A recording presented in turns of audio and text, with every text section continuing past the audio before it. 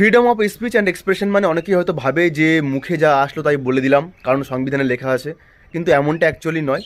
ভারতীয় সংবিধানে article 19 on subclause এতে লেখা আছে যে আপনি আপনার মুখের মাধ্যমে, কথা বলার মাধ্যমে, বা রাইটিং, প্রিন্টিং, বা যে কোনো মোড বলা যায়, যে কোনোভাবে তুমি তোমার যে এক্সপ্রেশন বা ওপিনিয়ন আছে সেটাকে তুমি ব্যাখ্যা করতে পারো।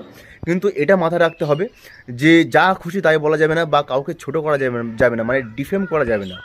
তো এগুলো মাথায় রাখতে হবে। অনেকে ভাবে যে ভারতীয় সংবিধানের ধারায় লেখা আছে যে right two freedom of speech মানে যা ইচ্ছা তাই বলে দিলাম, কিন্তু এমনটা নয়। ওখানে ক্লিয়ারলিভাবে লেখা আছে যে কাউকে ডিফেম করা যাবে না। তো এগুলো মেনে চলতে হবে। আর তুমি যে কোনোভাবে, মানে যে কোনো প্রকাশের মাধ্যমে তুমি তোমার এক্সপ্রেস করতে পারো, মানে তুমি তোমার ওপিনিয়ন বা যাই হোক, সেটা রাইটিং হোক, প্রিন্টিং হোক, বা পেন্টিং হোক, বা এনি আদার মোড ওখানে লেখা আছে। তো এগুলো কিন্তু মেনে চলতে হবে।